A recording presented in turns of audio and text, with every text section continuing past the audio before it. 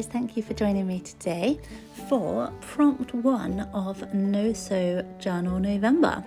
Hashtag No Sew November, a month-long challenge hosted by the lovely Meg over at Meg Journal. So do go and check that out and join in the fun.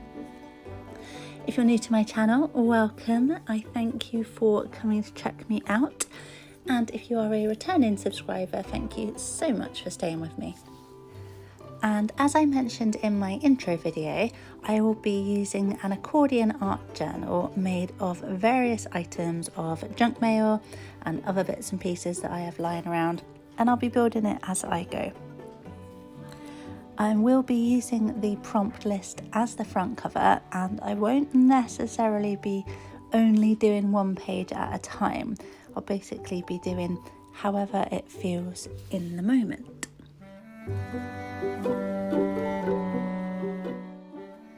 For this first prompt, first layer, I want to set the foundation of my accordion art journal. So I'll start by adding the very first folds and pages, creating the base structure that everything else will build upon. For the first layer itself, I'll be using simple materials, just those bits and bobs that I've got in my pile there, just enough to give it a starting point without overthinking it. It's about beginning the journey, setting the tone and letting the page invite what's to come.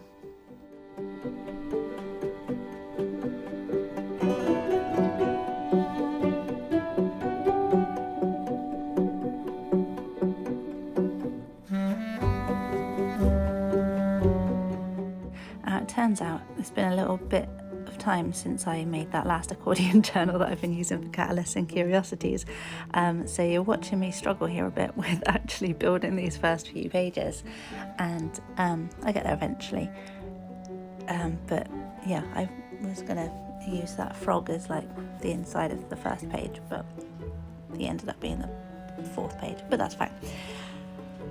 I like it anyway. But yeah, I cut out some of my struggles because you didn't need to see me being baffled, basically.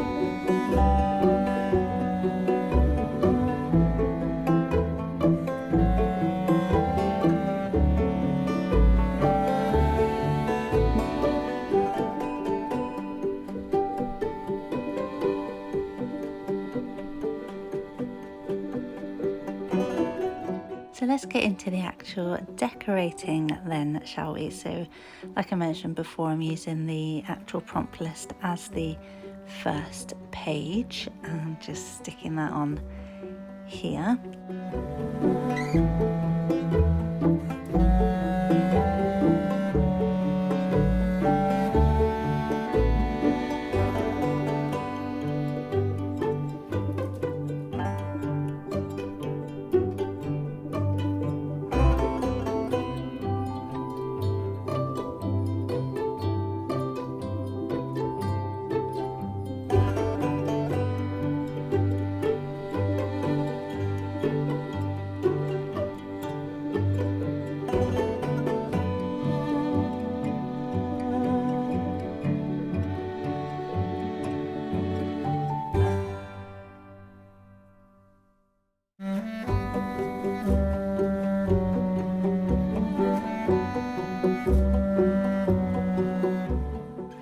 Here I'm just basically strengthening up the sides of the front cover with some masking tape, and just kind of connecting those bits together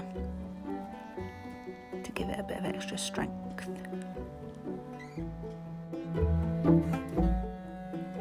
The beginning of something new always feels a little bit magical, doesn't it?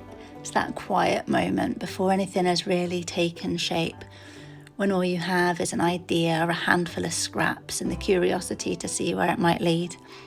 So for this first layer, I wanted to choose elements that felt symbolic, not just for the art itself, but for what beginnings mean. So I chose a skeleton because to me, it represents the structure beneath everything, the bones of an idea.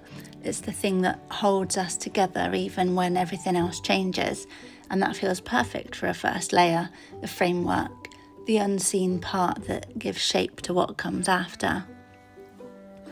We've also got some flowers and mushrooms, little signs of life and renewal. Mushrooms especially feel like quiet magic to me. They grow from what's decayed, transforming what's past into something living again. And that's so much like art and junk journaling, isn't it? Taking scraps and fragments, things that might have been thrown away, and giving them new purpose. The flowers bring that softness, a reminder that beauty doesn't need to be loud and powerful, or doesn't need to be loud to be powerful. Sometimes the gentlest layers are the ones that breathe life into everything else. The cogs are all about motion and connection, little pieces that turn together to keep things moving. They remind me that creativity isn't a single spark, it's a series of small movements working in harmony, one idea leading to another, one layer building on the next. And then there's the moon, the watcher, the guide, the quiet pull of intuition.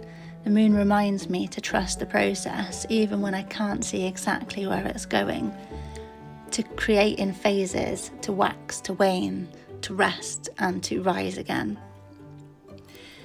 And the frog might seem like an odd little choice, but it feels right to me. Frogs are symbols of transformation and adaptation. They move between water and land, between one form and another, and that feels like the creative process itself, shifting, evolving, sometimes leaping before you're entirely sure where you're going to land. I also add a couple of phrases into here. One says all in one, and the other is her soul is made of wildflowers.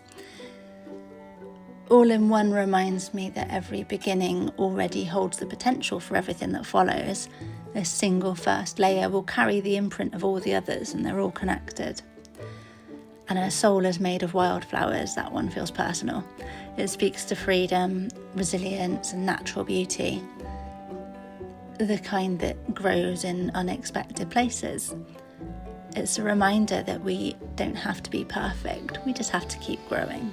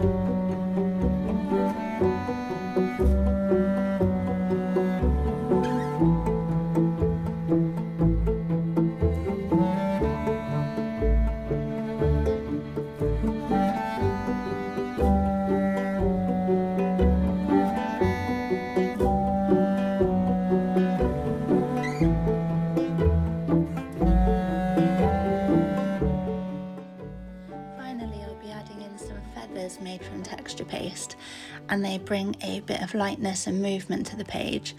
Feathers always feel like whispers from something higher, from creativity itself, encouraging us to keep going, to stay curious, to let go of what weighs us down. And texture paste is a perfect metaphor too. It adds depth and substance. It's tactile, imperfect, real, just like the first layer of anything. Rough in places, but full of promise. So that's my first layer. Bones and blooms, moonlight and movement, words and whispers. It feels like a quiet foundation, one that holds space for both the structure and the soul of what's to come. So please let me know in the comments what you think of this first creation for No Sew November. And if you want to join in, then feel free, use the hashtag No Sew November, and you can get the prompts list from Meg Journals. And please do like and subscribe if you enjoyed this. Maybe that's what the first layer really is. It's not just the start, but the promise, the moment before everything else begins to unfold. So come back next time to see what prompts I choose for my next pages. Currently you're as in the dark as I am, because I don't actually know what I'm going to do next. But thank you so much for watching, and have a wonderful rest of your day. Bye.